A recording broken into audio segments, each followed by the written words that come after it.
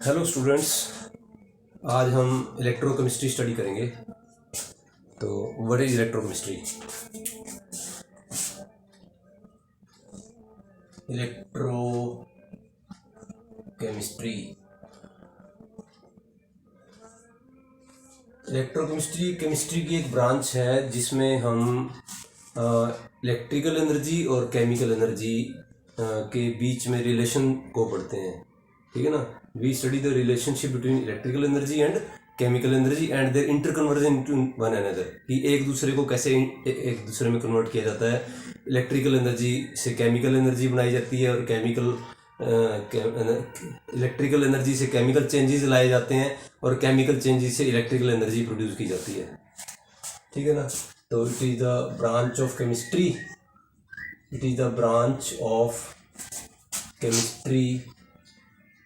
Chemistry की एक branch है in which we study the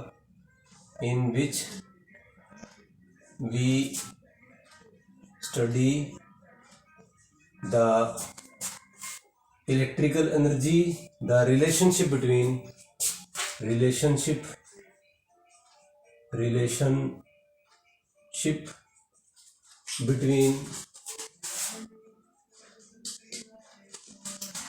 electrical energy and electrical energy या इलेक्ट्रिसिटी एंड केमिकल चेंजेस या chemical changes उनके बीच में रिलेशनशिप पढ़ते हैं। केमिकल चेंजेस रासायनिक परिवर्तन और बिजली इलेक्ट्रिसिटी के बीच में रिलेशनशिप पढ़ते हैं और उनको एक दूसरे में कैसे परिवर्तित किया जाता है, कैसे अपन एक केमिकल रिएक्शन करके बिजली तैयार कर सकते हैं या फिर कैसे इलेक्ट्रिसिटी यूज करके केमिकल चेंजेस ला सकते हैं हम, और देयर इंटर कन्वर्जन इनटू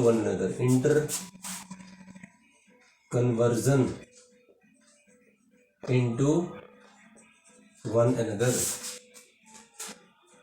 एक दूसरे में कैसे उनको परिवर्तित किया जा सकता है। ये सब चीज़ें हम पढ़ते हैं। ऐसी ब्रांच को इलेक्ट्रोकेमिस्ट्री कहते हैं। सबसे पहले जब भी कोई चैप्टर स्टार्ट करते हैं तो हमें बेसिक उसकी डेफिनेशन तो पता होनी चाहिए। कोई भी पूछ लेता है व्हाट इज इलेक्ट्रोकेमिस्ट्री, आपने प्लस टू में इलेक्ट्रोकेमिस्ट्री पढ़ रखी है तो आपको ये भी नहीं पता होगा कि इलेक्ट्रोकेमिस्ट्री होती क्या है, डेफिनेशन नहीं आती होगी तो बड़ा शेमफुल होता है ये। तो ध्यान से हम सबसे पहले उसकी डेफिनेशन करते हैं और फिर धीरे धीरे उसको जो है आगे की तरफ बढ़ेंगे।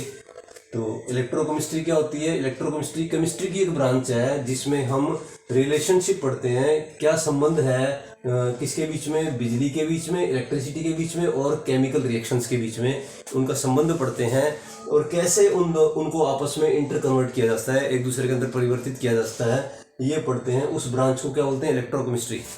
ठीक है ना। It is very very easy topic, बहुत आसान टॉपिक है और बहुत ज़्यादा इम्पॉर्टेंट तो है ही। ठीक है। तो two types of changes are there, दो तरह के चेंजेस होते हैं। एक बोलते हैं इलेक्ट्रोकेमिकल चेंजेस,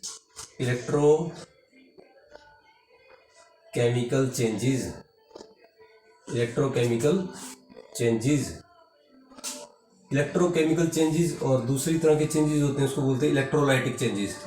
सेकंड टाइप के होते हैं उसको बोलते हैं electrolytic changes.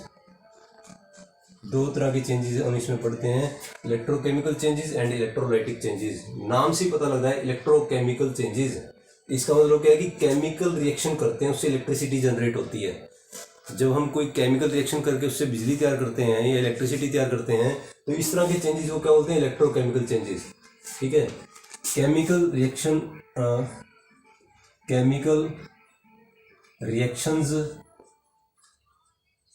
Reactions produces electricity. इस तरह के चेंजेस में क्या होता है? केमिकल रिएक्शंस जो है इलेक्ट्रिसिटी प्रोड्यूस करती है, produces electricity. If the chemical reactions produces electricity then such type of changes are called as electrochemical changes. अगर केमिकल रिएक्शन से हम इलेक्ट्रिसिटी प्रोड्यूस करते हैं तो ऐसे चेंजेस को क्या बोलते हैं? Electrochemical changes. जैसे आपको एक छोटा सा एग्जांपल देता हूँ। ड्राई सेल होता है, हम घरों में सेल यूज़ करते हैं, उसको ड्राई सेल कहते हैं। तो ड्राई सेल के अंदर केमिकल रिएक्शंस होती हैं और उससे बिजली तैयार होती है। या फिर हमारे घरों में जो इन्वर्टर वाली बैटरी होती है उसके अंदर केमिकल रिएक्शन होती हैं और उससे जो है इलेक्ट्रिसिटी तैयार होती है। तो इस तरह की चेंजेस को क्या बोलते हैं? Electrochemical changes. Electrochemical changes are those changes in which the chemical reactions occurs and which produces electricity. Chemical reaction होती है और उससे इलेक्ट्रिसिटी तैयार होती है, उसको बोलते हैं इलेक्ट्रोकेमिकल चेंजेस। इलेक्ट्रोलाइटिक चेंजेस, ये इलेक्ट्रोलाइटिक नाम से पता लग रहा है, इलेक्ट्रोलाइसिस तोड़ देना, इलेक्ट्रिसिटी की हेल्प से तोड़ देना, केमिकल कंपाउंड को डिकम्पोज कर देना, उससे कुछ नए केमिकल कंपाउंड बन जाते हैं, उसको बोलते हैं इलेक्ट्रोलाइटिक चेंजेस। तो chemical changes occurs, chemical changes occurs by use of electricity. Use of electricity, बिजली को यूज करके, हम आगे इसको डिटेल में पढ़ेंगे, यहाँ सिर्फ डेफिनेशन ही करेंगे। बिजली को यूज करके जो हम केमिकल चेंजेस लेके आते हैं उसको क्या बोलते हैं? Electrolytic changes. अगर हम केमिकल चेंजेस लाते हैं तो इलेक्ट्रोलाइटिक चेंजेस, और अगर हम केमिकल चेंजेस की हेल्प से इलेक्ट्रिसिटी प्रोड्यूस करते हैं तो इलेक्ट्रोकेमिकल चेंजेस। ठीक है ना? तो ये दोनों एक दूसरे से उल्टे हैं। इसमें हमने क्या किया? बिजली प्रोड्यूस की, इसमें हमने क्या किया? बिजली खर्च की और केमिकल रिएक्शन की। ठीक है, तो ये दो टाइप के चेंजेस हैं। अब हम कंडक्टर पढ़ेंगे। Conductors, two types of substances are there, one are conductors and other are insulators. On the basis of बिजली कोई अपने सब्सटेंस अपने अंदर से गुजरने देता है या नहीं गुजरने देता, उसके हिसाब से हम सब्सटेंस को दो भागों में बांट सकते हैं। One are called as conductors and one are called as insulators. एक को क्या बोलते हैं? कंडक्टर, और दूसरे को क्या बोलते हैं? इंसुलेटर। कंडक्टर्स ऐसे सब्सटेंस जो अपने अंदर से बिजली को गुजर जाने देते हैं, उनको क्या बोलते हैं? कंडक्टर्स। दो substances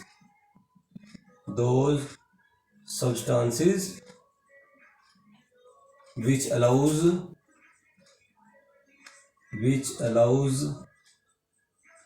electricity to pass through them, electricity to pass through them,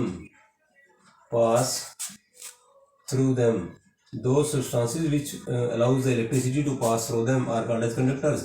जो आसानी से अपने अंदर से इलेक्ट्रिसिटी को गुजर जाने देते हैं उसको क्या बोलते हैं? कंडक्टर्स। इंसुलेटर्स वो होते हैं जो अपने अंदर से इलेक्ट्रिसिटी को पास नहीं होने देते। Insulators are those substances which do not allow the electricity to pass through them. Insulator वो सब्सटेंस होते हैं जो अपने अंदर से बिजली को नहीं गुजरने देते। ठीक है, कंडक्टर्स दो तरह के हो सकते हैं। Conductors can be of two types, one are solid conductors. Conductors दो तरह के हो सकते हैं, एक सॉलिड कंडक्टर्स और दूसरे conductors in the solution form, that is, इसको क्या बोलते हैं? Electrolytic conductors. Electrolytes sorry. Conductors दो तरह के हो सकते हैं, solid conductor and electrolyte conductor. Solid conductor कौन से होते हैं? वो कंडक्टर जो सॉलिड स्टेट में बिजली को कंडक्ट करते हैं। दो substances which conduct electricity in the solid state, दो substances which conduct electricity in the solid state. ऐसे सब्सटेंस जो सॉलिड स्टेट में इलेक्ट्रिसिटी को कंडक्ट करते हैं उन्हें क्या बोलते हैं? Solid conductors. ठीक है, for example copper, gold, aluminium, ये सब सॉलिड कंडक्टर्स हैं। इसमें इलेक्ट्रिसिटी कैसे कंडक्ट होती है? बाय वे ऑफ इलेक्ट्रॉन्स के थ्रू कंडक्ट होती है। ठीक है, इलेक्ट्रोलाइटिक कंडक्टर्स क्या होते हैं? दोज कंडक्टर्स, ऐसे कंडक्टर जो सॉल्यूशन फॉर्म में इलेक्ट्रिसिटी को कंडक्ट करते हैं। जैसे फॉर एग्जांपल मैंने एक बीकर ले लिया, उसके अंदर NaCl डाल दिया, Na+& Cl- वो आयंस में टूट गया, तो अब अगर इसके अंदर से कोई करंट पास करेंगे तो वो करंट को कंडक्ट करेगा। तो ऐसे कंडक्टर को क्या बोलते हैं? Electrolytic conductor. ठीक है ना? तो दोज कंडक्टर्स, इलेक्ट्रोलाइटिक कंडक्टर्स क्या होते हैं? ऐसे कंडक्टर होते हैं, those conductors which allows the electricity to pass, which conducts the electricity, which allows the electricity to pass in the solution form, electricity या conducts electricity to pass in the solution form। जो solution form में बिजली को अपने अंदर से गुजरने देते हैं उनको क्या बोलते हैं, इलेक्ट्रोलाइटिक कंडक्टर्स। जो सॉल्यूशन फॉर्म में अपने अंदर से बिजली को गुजरने देते हैं उनको क्या बोलते हैं, इलेक्ट्रोलाइटिक कंडक्टर्स। ठीक है ना। इसमें और इसमें डिफरेंस आ जाता है कई बार एग्जाम में। Solid conductors are solid and these are solution. ये सॉलिड होते हैं, ये सॉल्यूशन होते हैं, पहला डिफरेंस। दूसरा डिफरेंस है, इसमें इलेक्ट्रिसिटी कैसे कंडक्ट होती है, by way of electrons, electrons के जरिए। इसमें इलेक्ट्रिसिटी कैसे कंडक्ट होती है, आयंस के जरिए। इसमें इलेक्ट्रिसिटी कंडक्ट होती है इलेक्ट्रॉन्स के जरिए, इसमें इलेक्ट्रिसिटी कंडक्ट होती है आयंस के जरिए। ठीक है ना। टेम्परेचर बढ़ जाए तो इसका रेजिस्टेंस बढ़ जाता है, या फिर आप कहें कंडक्टिविटी घट जाती है। अगर टेम्परेचर बढ़ जाए तो इलेक्ट्रोलाइटिक कंडक्टर्स की कंडक्टिविटी बढ़ जाती है। दिस इज द डिफरेंस, क्योंकि मोबिलिटी बढ़ जाती है, टेम्परेचर बढ़ने से आयंस की मोबिलिटी बढ़ जाती है। तो दिस इज द डिफरेंस, ये दोनों में डिफरेंस है, solid conductors and electrolytic conductors. Electrolytes दो तरह के हो सकते हैं। Electrolytes can be further of two types. Electrolytes दो तरह के हो सकते हैं। इलेक्ट्रोलाइट्स दो तरह के हो सकते हैं, एक को बोलते हैं स्ट्रॉन्ग इलेक्ट्रोलाइट, एक को क्या कहते हैं, weak electrolytes. Strong electrolytes, strong electrolytes and weak electrolytes. Weak electrolytes. Electrolytes two types के होते हैं। Electrolytes are of two types, one are strong electrolytes, another are weak electrolytes. Electrolytes को दो भागों में बांटा जा सकता है, strong electrolyte and weak electrolyte. किसी भी चीज को हल्का नहीं लेना बच्चों, जिस चीज को हम हल्का लेंगे वही कंपटीशन में आ जाएगी। और आप सोचोगे यार कमाल है, ये तो मेरे को आना चाहिए था, ये तो मैंने छोड़ दिया था। लाइट नहीं लेना किसी भी चीज को, हर चीज को बारीकी से स्टडी करो, हर चीज की अपनी इंपॉर्टेंस होती है।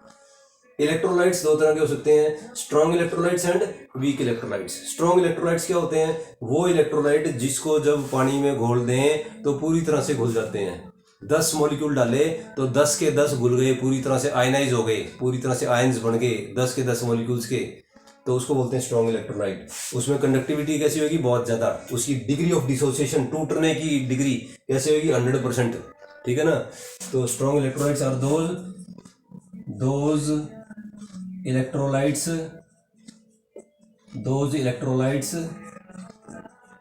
इलेक्ट्रोलाइट्स क्या होते हैं, साल्ट हो सकते हैं, एसिड हो सकता है, बेस हो सकता है, कोई भी ऐसी चीज जो पानी में घोल दें और बिजली को कंडक्ट करे, उसको क्या बोलते हैं, इलेक्ट्रोलाइट्स। और नॉन इलेक्ट्रोलाइट्स क्या होते हैं, नॉन इलेक्ट्रोलाइट्स वो होते हैं जिनको पानी में डाल देना तो वो आयनाइज नहीं होते, वो बिजली को कंडक्ट नहीं करेंगे, उसको बोलते हैं नॉन इलेक्ट्रोलाइट। दो तरह की चीजें होती हैं, एक इलेक्ट्रोलाइट, एक नॉन इलेक्ट्रोलाइट।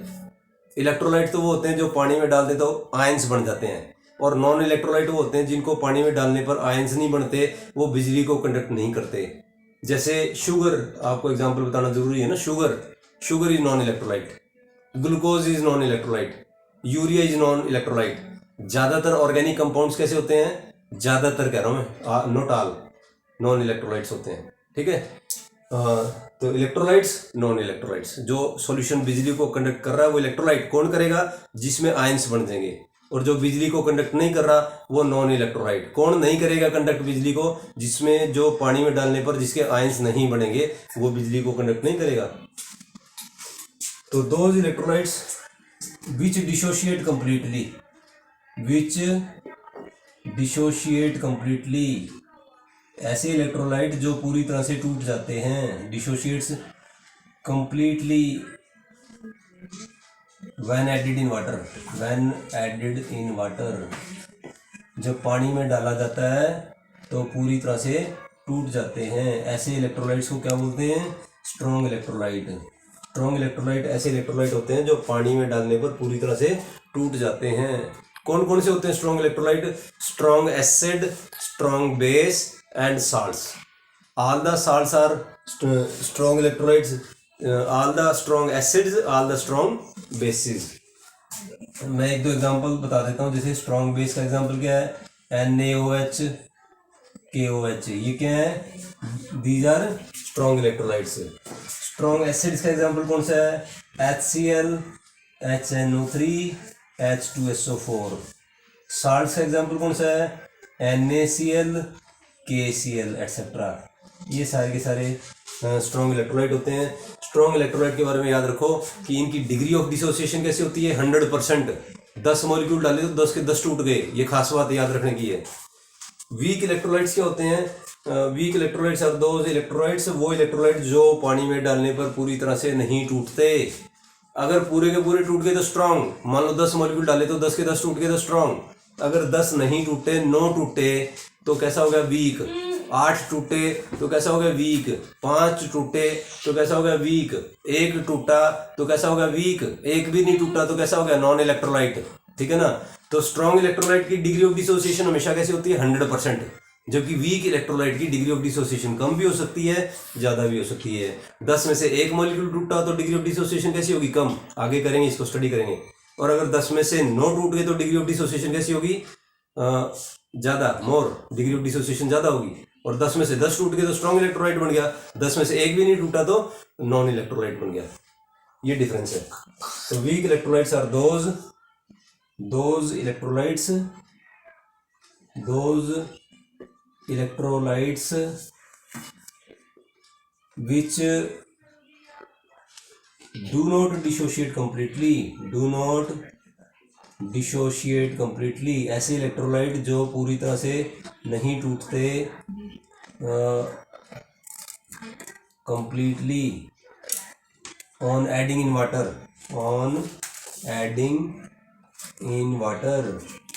पानी में डालने पर जो पूरी तरह से नहीं टूटते, ऐसे इलेक्ट्रोलाइट्स को क्या बोलते हैं? Weak electrolyte. तो कंडक्टर्स आपको बताए 2 तरह के होते हैं, सॉलिड कंडक्टर, इलेक्ट्रोलाइटिक कंडक्टर। दोनों में डिफरेंस बताया आपको मैंने। इलेक्ट्रोलाइट्स कितनी तरह के होते हैं? 2 तरह के, स्ट्रॉन्ग इलेक्ट्रोलाइट, वीक इलेक्ट्रोलाइट। और नॉन इलेक्ट्रोलाइट्स भी बताए आपको मैंने। स्ट्रॉन्ग के एग्जाम्पल बताए, वीक के एग्जाम्पल बताए। ठीक है, एक छोटी सी बात और बताएंगे, factors affecting the electrolytic conductance. Electrolyte conduct कम करेगा या ज्यादा करेगा? कौन कौन से फैक्टर्स को अफेक्ट करते हैं? Factors affecting the electrolytic conductance करेंगे अपन।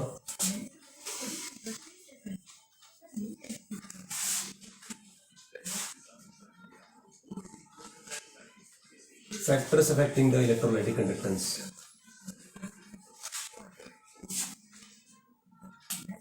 factors affecting the electrolytic conductance। Electrolytic conductance को अफेक्ट करने वाले जो कारक हैं उनको पढ़ेंगे हम। कौन कौन से फैक्टर हैं, कौन कौन से कारक हैं जो प्रभावित करते हैं इलेक्ट्रोलाइटिक कंडक्टेंस को। इलेक्ट्रोलाइट कंडक्ट करेगा या नहीं करेगा, कम करेगा या ज़्यादा करेगा, कौन कौन से फैक्टर अफेक्ट करते हैं। नंबर 1, उसमें 3 तरह की, सबसे सिंपल है याद करने वाली, इसके नाम अलग अलग होते हैं, अलग अलग बुक्स में अलग अलग नाम होते हैं। सोल्यूट इंटरेक्शन, जो अपन ने सोल्यूट डाला वो आपस में बॉन्ड बना सकता है। अगर वो बॉन्ड बनाएगा तो मोबिलिटी कम हो जाएगी, कंडक्टेंस कम हो जाएगी। सॉल्वेंट इंटरेक्शन, जिसमें अपन ने डाला, जिसमें सोल्यूट को डाला सॉल्वेंट, अगर वो आपस में बॉन्ड बना रहा है मजबूत, स्ट्रॉन्ग, तो विस्कोसिटी ज़्यादा हो जाएगी, इसको विस्कोसिटी भी कह सकते हैं। तो कंडक्टेंस कैसी हो जाएगी? कम। और तीसरा फैक्टर है सोल्यूट इंटरेक्शन, अपन ने सोल्यूट को सॉल्वेंट में डाला, वो आपस में बॉन्ड बना लेंगे, तो मोबिलिटी कैसी हो जाएगी? कम।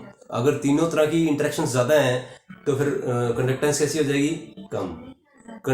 जो इंटरेक्शंस है ना, किसी भी तरह की इंटरेक्शन ज़्यादा नहीं होनी चाहिए। 3 तरह की इंटरेक्शन हो सकती है, सोल्यूट,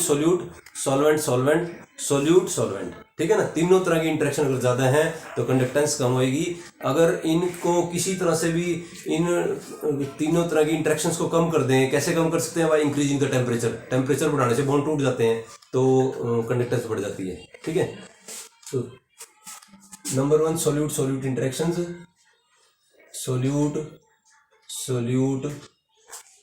इंटरेक्शन 3 तरह की इंटरेक्शन है। मैं ज़्यादा इसका लिखूंगा नहीं, मैं आपको बता दूंगा क्योंकि इतना टाइम ज़्यादा नहीं लगा सकते हम। सोल्यूट इंटरेक्शन, सोल्यूट पार्टिकल्स के बीच में इंटरेक्शन ज़्यादा है तो mobility will be less and mobility कम होएगी और उनकी कंडक्टेंस कम होएगी। नंबर 2 दूसरी तरह का फैक्टर है, उसको क्या बोलते हैं? सॉल्वेंट इंटरेक्शन या विस्कोसिटी भी कह सकते हैं। Solvent interactions, solvent interactions, solvent और सॉल्वेंट के बीच में अगर बॉन्ड बन रहे हैं तो भी मोबिलिटी कम होएगी और कंडक्टेंस कम होएगी। एंड नंबर 3 तीसरी तरह का solute solvent interaction, solute solvent interaction, solute solvent interactions. ठीक है, तीन तरह की इंटरेक्शंस होती हैं। अगर किसी तरह की भी इंटरेक्शन, किसी तरह की भी आपस में बॉन्ड बने हो, सॉल्यूट सॉल्यूट के बीच में बना हो, या सॉल्वेंट सॉल्वेंट के बीच में बना हो, या सॉल्यूट सॉल्वेंट के बीच में बना हो, किसी तरह के भी बॉन्ड बने हुए हों, तो मोबिलिटी को, मूवमेंट को कम कर देते हैं, और मूवमेंट कम हो जाएगी तो कंडक्टेंस कम हो जाएगी। ठीक है ना। तो all types of interactions, all, इसको जनरल लिख देता हूँ तीनों का, all type of interactions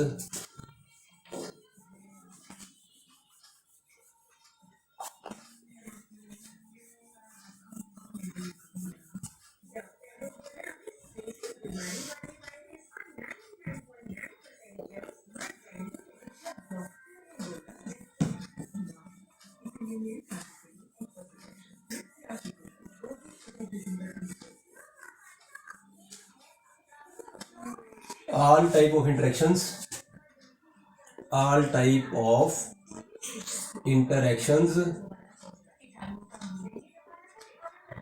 decreases the mobility of the ions,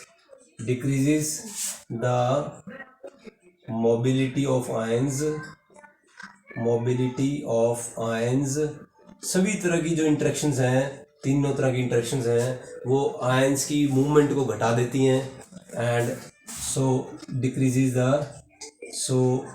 decreases इसलिए क्या कम कर देती हैं, डिक्रीजेज द कंडक्टेंस को कम कर देती है, वो कम कंडक्ट करने लग जाता है, कम करंट पास होना शुरू हो जाता है उसमें से, डिक्रीजेज द कंडक्टेंस। ठीक है। एक छोटी सी बात और यहाँ पे कर लेते हैं कि जैसे भी टेम्परेचर बढ़ाएंगे, जैसे आपको बताया था ना मैंने, सॉलिड कंडक्टर और इलेक्ट्रोलाइट में डिफरेंस बताया था, तो वहाँ बताया था कि अगर सॉलिड कंडक्टर का टेम्परेचर बढ़ा देते हैं तो उसकी कंडक्टेंस कम हो जाती है, रेजिस्टेंस बढ़ जाता है, जबकि इलेक्ट्रोलाइट की कंडक्टेंस बढ़ जाती है विद इंक्रीजिंग टेम्परेचर। तो वही मैं बता रहा हूँ कि टेम्परेचर बढ़ने से कंडक्टेंस क्यों बढ़ती है, क्योंकि ये इंटरेक्शन भी कम हो, डिफरेंट टाइप के बॉन्ड्स टूट जाते हैं, सभी तरह की इंटरेक्शंस कम हो जाती हैं। लिख देता हूँ मैं, on increasing the temperature,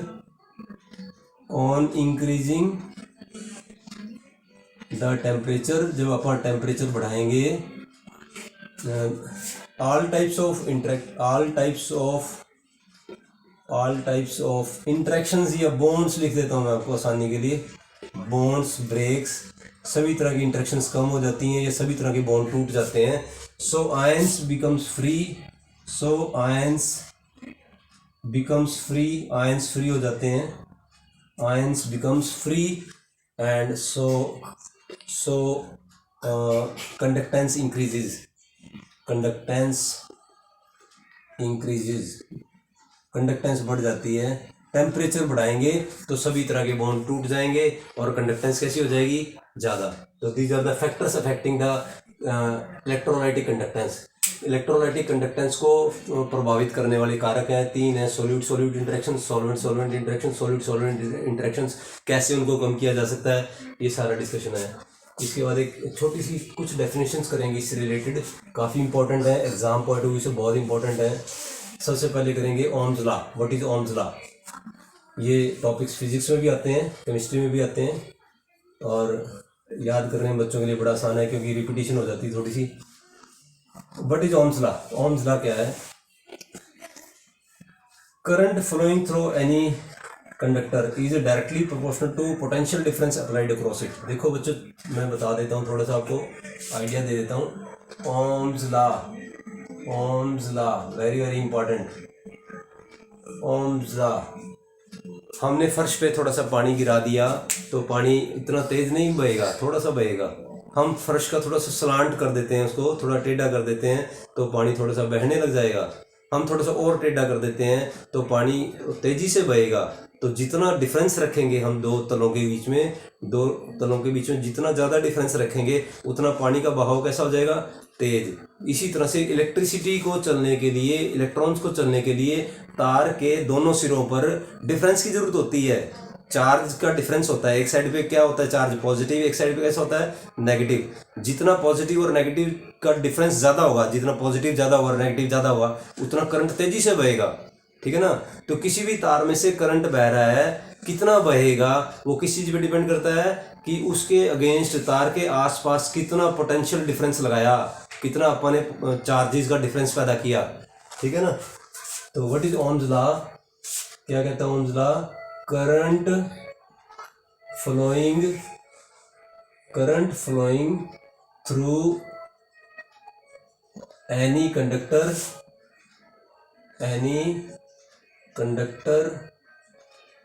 is directly proportional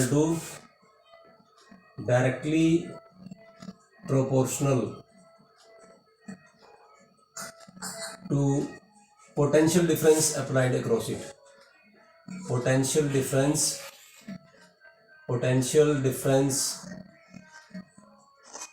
applied across it.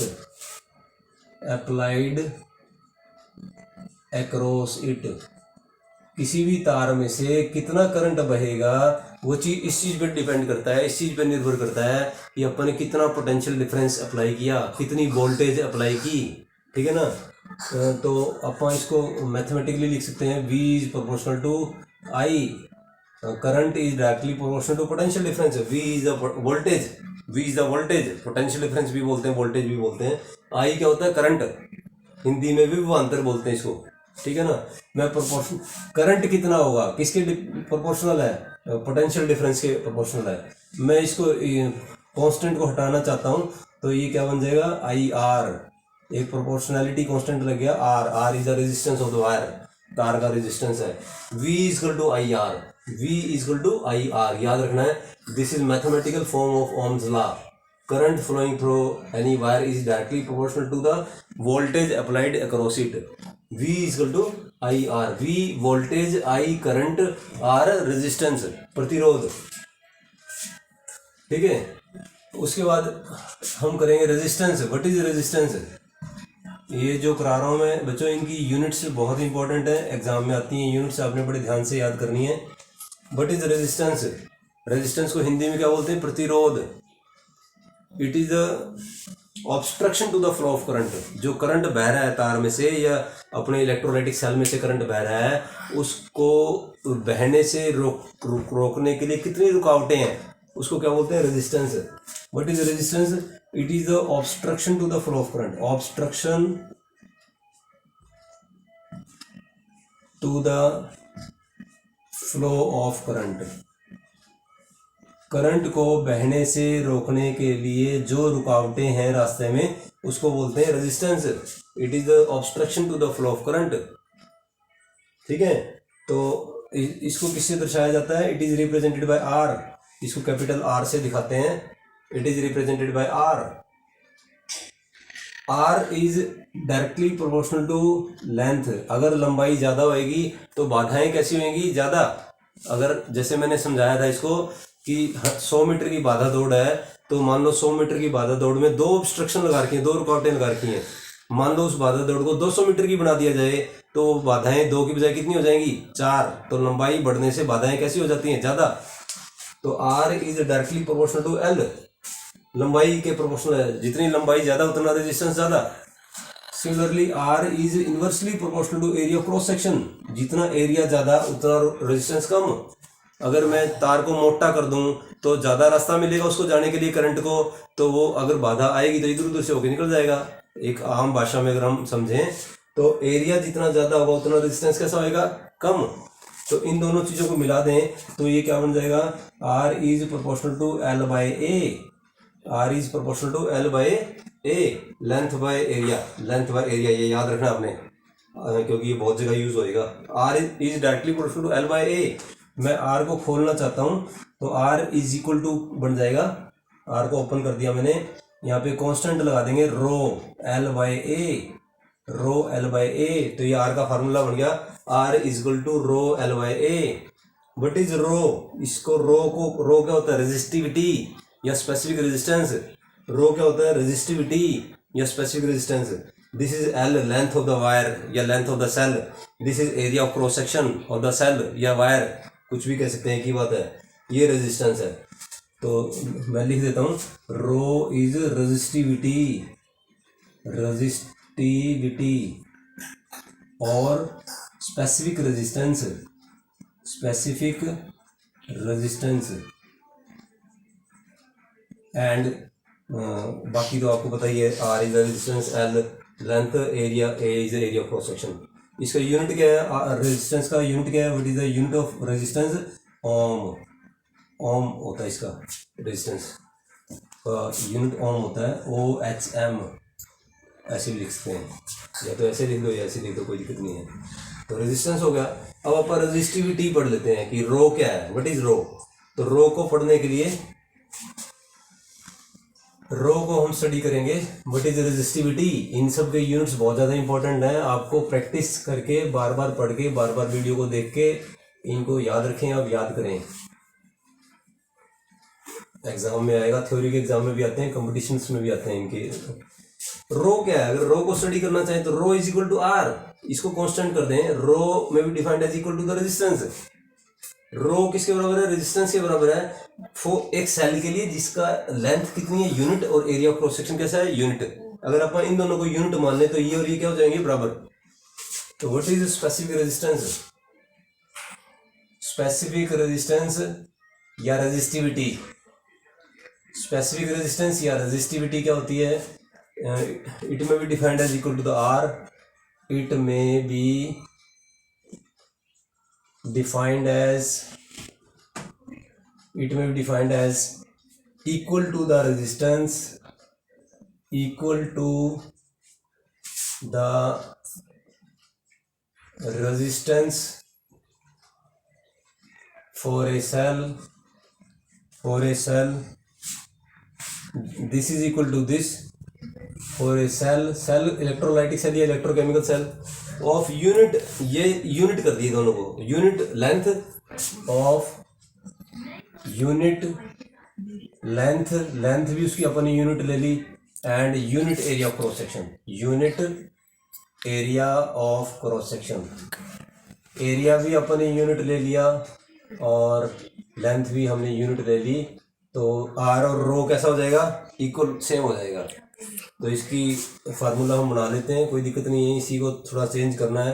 Row is equal to R, rho is equal to R, ये क्या हो जाएगा, पलट जाएगा, A/L हो जाएगा, A/L, rho is equal to R, A/L, ठीक है। तो इसका यूनिट क्या था बच्चों, इसका यूनिट क्या था, ओम, और इसका यूनिट क्या हो गया, मीटर या सेंटीमीटर, कुछ भी लिख सकते हो आप। वैसे मीटर मैं लिखता हूँ, सेंटीमीटर लिख लेते हैं, कोई बात नहीं, बुक में सेंटीमीटर लिखा हुआ है, मीटर भी लिखते हैं। ये क्या चीज़ है, एरिया, और ये क्या चीज़ है, लेंथ। तो length square divided by length, तो सेंटीमीटर हो गया। तो इसका यूनिट क्या हो गया, ओम सेंटीमीटर, ओम सेंटीमीटर। रो का फार्मूला क्या है, रो का फार्मूला क्या है, आर A/L, वो पलट गया, और इसका यूनिट क्या हो गया, इसका यूनिट क्या है, ओम, और इसका क्या हो गया, सेंटीमीटर। तो रो का यूनिट हो गया ओम सेंटीमीटर, आर का क्या था यूनिट, ओम, रो का यूनिट क्या है, रेजिस्टिविटी का यूनिट क्या है, ओम सेंटीमीटर, ठीक है ना। अब एक चीज पढ़ेंगे, conductance.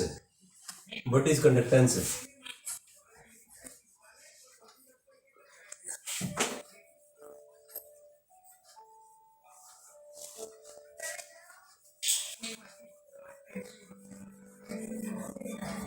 What is conductance, conductance क्या होती है बच्चों, कंडक्टेंस ये होती है कि किस आसानी से करंट पास कर जाता है किसी सब्सटेंस में से या किसी सेल में से, किसी भी सेल में से किस आसानी से करंट पास कर जाता है, उसको कंडक्टेंस कहते हैं। तो it is the ease with which, it is the ease with which current can pass, current can pass through any cell, through any cell, किसी भी सेल में से कितनी आसानी से करंट पास कर जाता है उसको कंडक्टेंस कहते हैं। किसी भी सेल में से कितनी आसानी से करंट पास कर जाता है उसको क्या बोलते हैं, कंडक्टेंस। कंडक्टेंस किससे उल्टा हुआ, रेजिस्टेंस से, it is inverse of resistance. तो अपन क्या कह सकते हैं, कंडक्टेंस इज रिप्रेजेंटेड बाय सी, इसको सी से रिप्रेजेंट करते हैं C is equal to 1/r, 1/r हो गया। अब आपको r याद होना चाहिए क्या होता है, r की वैल्यू पुट करेंगे इसमें। C is equal to, we know that r is equal to rho l by a, rho l by a होता है। तो ये यहाँ पे क्या लिख देंगे, 1/रो, क्योंकि r नीचे है ना, तो 1/रो, 1/रो, और वो पलट जाएगा क्योंकि नीचे है ना, ये r नीचे है, इसलिए a/l हो जाएगा इंटू a/l। ठीक है, तो क्योंकि ये कांस्टेंट है, कांस्टेंट को 1 में नहीं लिखते, तो इसका एक नया कांस्टेंट बना देते हैं। तो c becomes equal to kappa, इसको कैप्पा बोलते हैं, तो kappa a/l, c is equal to kappa a/l। What is kappa? Kappa is conductivity या सॉरी कंडक्टिविटी या specific conductance. Kappa is conductivity और स्पेसिफिक कंडक्टेंस। तो कंडक्टेंस का फार्मूला क्या होगा, कैप्पा a/l। रेजिस्टेंस का फार्मूला क्या होता है, रो l बाई ए। बस ये फर्क है, इसमें कैप्पा आ गया, उसमें रो था, इसमें a/l है, उसमें l बाई ए था। ठीक है, थोड़ा सा डिफरेंस है, कंपैरिजन कर करके याद करोगे तो कंफ्यूजन नहीं होगा, कभी भी गलती नहीं करोगे। Conductance is equal to kappa a/l। Definition क्या चीज है, it is the ease with which the current can pass through the cell. किस आसानी से करंट सेल में से पास कर सकता है। ठीक है, इसका यूनिट क्या होता है कंडक्टेंस का, रेजिस्टेंस से उल्टा होता है। रेजिस्टेंस का क्या होता है, ओम, इसका होता है महो या ओम इनवर्स। इसका यूनिट क्या होता है, ओम इनवर्स, या फिर ऐसे महो लिख सकते हो, महो। सीमेंस भी होता है इसका, सीमेंस, SIEMENS, सीमेंस, ये भी होता है इसका यूनिट। तो कंडक्टेंस कर ली हमने, इसके बाद करेंगे स्पेसिफिक कंडक्टेंस या कंडक्टिविटी। एक ही बात है, स्पेसिफिक कंडक्टेंस भी कह सकते हैं, कंडक्टिविटी भी कह सकते हैं। स्पेसिफिक कंडक्टेंस या कंडक्टिविटी, स्पेसिफिक कंडक्टेंस या कंडक्टिविटी, मैं कंडक्टिविटी लिख देता हूँ। व्हाट इज कंडक्टिविटी, कंडक्टिविटी, ये रही कंडक्टिविटी कैप्पा। कैसे डिफाइन करेंगे, conductivity is equal to conductance for a cell of unit area cross section and unit length. इसको अगर यूनिट कर दूं तो ये दोनों क्या हो जाएंगे, बराबर हो जाएंगे। तो कंडक्टिविटी में भी defined as conductivity, conductivity may be defined as, may be defined as equal to the conductance, equal to the conductance of a cell, of a cell having unit area of cross section, unit area of cross section and unit length. Conductivity conductance के बराबर होती है, ये conductance, ये conductivity, confuse नहीं होना। Area cross section unit होना चाहिए, लेंथ यूनिट होनी चाहिए, and unit length, unit length, this is conductivity. Conductivity का फार्मूला इससे बना सकते हैं, क्या बनेगा, kappa is equal to c, kappa is equal to c, ये उधर चला गया, क्या हो गया, L by a, L by a, kappa is equal to c L by a. तो ध्यान रखना है, कैप्पा में L बाई ए था, कंडक्टिविटी में L बाई ए है, रेजिस्टेंस में भी L बाई ए होता है, कंडक्टेंस में A बाई L होता है, और रेजिस्टिविटी में भी A बाई L होता है। ठीक है, ये चीज़ ध्यान रखनी है, कंफ्यूजन नहीं होना इसमें। रेजिस्टेंस में क्या होता है, L by A, conductivity may भी क्या होता है, L by A, specific conductance में क्या होता है, स्पेसिफिक कंडक्टेंस में क्या होता है, L बाई ए, और रेजिस्टेंस में भी L बाई ए, और रेजिस्टिविटी में क्या होता है, A बाई L, और कंडक्टेंस में क्या होता है, A बाई L। तो इस तरह से रिलेशन है इसका। इसका यूनिट क्या होएगा, व्हाट इज द यूनिट, इसका यूनिट क्या होता है, ओम इनवर्स, यूनिट इसका क्या होता है, ओम इनवर्स, ओम इनवर्स, और ये क्या हो गया, centimetre inverse, ohm inverse, centimetre